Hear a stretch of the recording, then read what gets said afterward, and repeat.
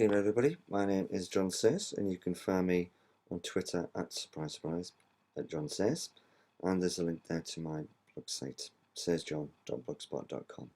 I'm going to talk to you tonight about questioning. At the top of the page there might be some of my techniques of thinking. I've got a unit of work.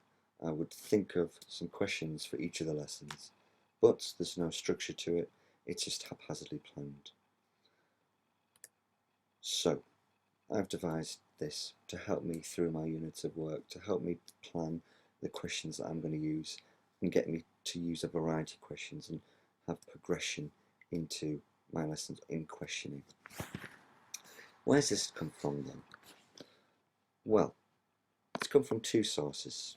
Alex Quigley, who is Hunting English on Twitter, but he's got a blog site as well. Fantastic post he did back in November on questioning top 10 strategies. This explains a lot of the questions that I'm going to literally go through tonight. So read this for it in more detail. Okay? I'm then going to show some solo thinking here. I'm going to connect that to this guy, Ross McKill, and he's called the Teacher Toolkit. He's devised this on tests. You can pick it up from and download it. The 5-minute lesson plan. So this is where this has come from, my 5-minute question plan. Now, into a lesson, what I might do is I might plan it like this. I've got 4 objectives in the blue box at the top there. I've got starter to hook the learning, main activities which involve a lot of collaboration, and what I want students to do is talk to each other, listen to each other, act upon that, evaluate, ask other students, work with other tables and groups to check that they're working through their objectives, redraft their work in tables, feedback to each other, evaluate, plenary, where are we at, where do we need to go. But at the top of the page there, as the heading says, I might have a planned lesson, but do I know the type of questioning more importantly, the students will use or create? Because that's what I'm really looking for in lessons. Not doing everything I'm telling them, they're creating. Here it is then, the thinking question plan. The techniques are all explained in the blog post. Objective questioning, I use 4. Why 4?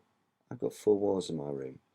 If students have got questionings about one of the objectives, they would use it on one of the walls. On the left hand side of the wall, unistructural questions, closed questions. Further to the right of the wall, deeper questions and relational questioning, extended abstract sort of thinking as well. I'm only going to talk about a couple more on here now. Socratic questioning and the question grid. So the question grid. Here it is, a bit clearer detail. And the whole idea of this is a journey to deeper question, deeper thinking. Top left, what is questions? Very hinge point, but crucial even so. This is a great plan for students. It's a great way for them to evaluate where they're taking their learning, where they're taking their questioning. As they use a question, they would tally mark it off. If they're confident users of it, they might say give it a yellow. If they're fantastically confident with it and can demonstrate that with myself and teach other people, they'd green mark it off. Red if they're struggling.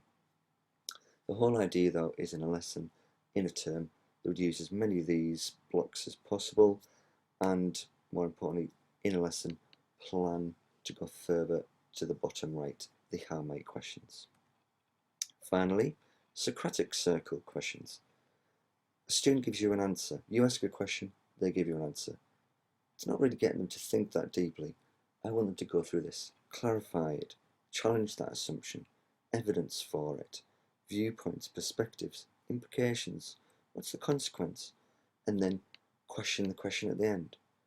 To help students with this, I've given them a bit of structure. So I've created some questioning cards for each of those themes and Socratic questionings, just so some of them have got a start if they're struggling. And that's my overview of this question plan. There isn't a set structure to it because you can use some questions, you can use all of the questions. It's up to you. It's how you apply it. Thank you.